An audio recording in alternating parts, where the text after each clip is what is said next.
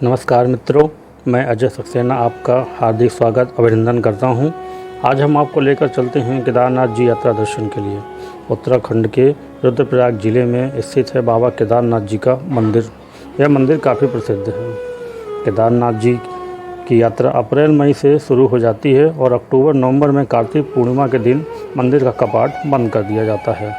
बाबा का मंदिर वर्ष में 6 माह ही खुला रहता है। सफ़र करने का सबसे बढ़िया समय अक्टूबर नवंबर का ही होता है, क्योंकि इस समय भीड़ भी कम रहती है और बारिश होने का भी कोई डर नहीं रहता है। थोड़ी ठंड ज़रूर पड़ती है, पर बाबा के दर्शन आपको आसानी से हो जाते हैं। होटल रेस्टोरेंट वगैरह का खर्च भी काफ़ी कम हो जाता है इस सीज़न में, तो आपका बजट भी थोड़ा कम हो जाएगा इस यात्रा के दौरान। तो चलिए अब बात करते हैं यात्रा की। केदारनाथ यात्रा के लिए आप 3 स्टेशनों के माध्यम से भी जा सकते हैं: हरिद्वार, देहरादून और ऋषिकेश। ऋषिकेश से आने में आपको 30 किलोमीटर का सफ़र का फासला कम पड़ता है। वैसे आप अपनी सुविधा के अनुसार आ सकते हैं। इसके बाद की यात्रा का सफ़र आपको बाय रोड से ही करना पड़ेगा। सबसे पहले आपको इन स्टेशन से सोनप्रयाग पहुंचना पड़ेगा।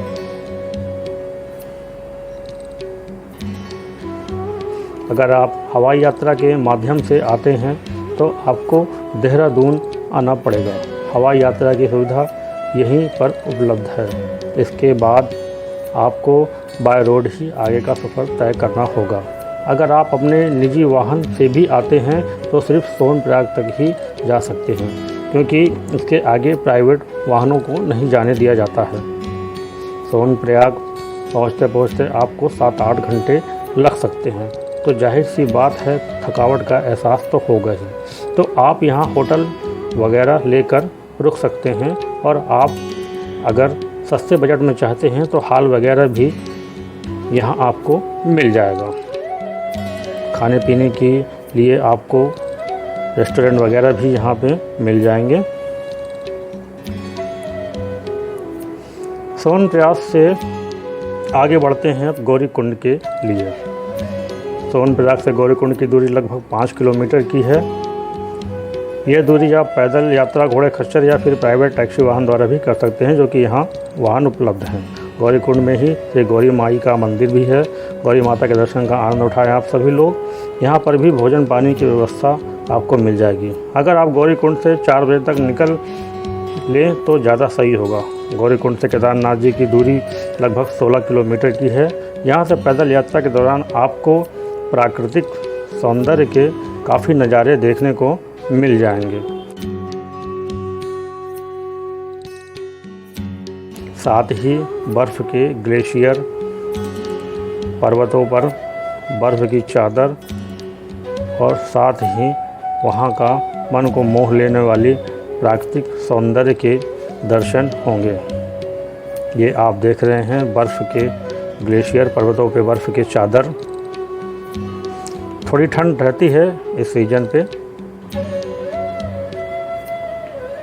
रास्ते में ही मंदाकिनी नदी पड़ेगी, वहाँ भी काफ़ी खूबसूरत नज़ारा है कुदरत का।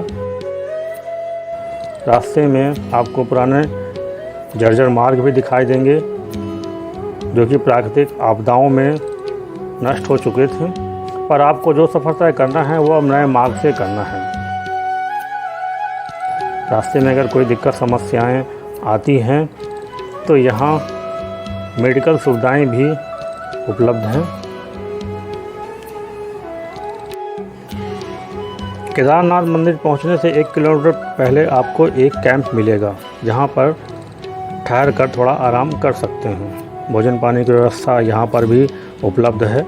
ठहरने के लिए आपको टेंट या हट हाउस मिल जाएगा रेंट पर। टेंट का चार्ज लगभग 300 रुपये प्रति व्यक्ति है और हट हाउस का चार्ज लगभग 800 रुपये प्रति व्यक्ति बैठता है।